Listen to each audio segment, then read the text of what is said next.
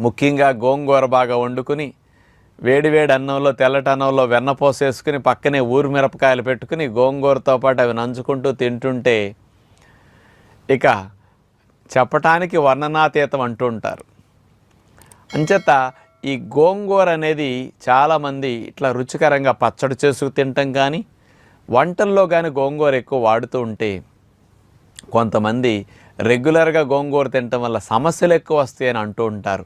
చర్మ వ్యాధులు ఎక్కువ అవుతాయని గోంగూర తింటే, ఆస్తమా ఎక్కువ అవుతుందని, కీళ్ళ నొప్పులు ముఖ్యంగా గోంగూర ఎక్కువ తింటే వాతం చేసి నొప్పులు ఎక్కువ వచ్చేస్తాయని, ఇలాంటి సమస్యలు ఎక్కువ ఉంటాయి కాబట్టి మీరు మానేయండి గోంగూర వాడకూడదని చాలామంది పెద్దలు అంటుంటారు. డాక్టర్స్ కూడా చాలామంది గోంగూర మానేయమని సలహా ఇస్తూ ఉంటారు. మరి సత్యనారాయణ రాజు అయితే రెగ్యులర్గా గోంగూర ప్రతినిత్యం వాడుకోమని చెప్తూ ఉంటారు.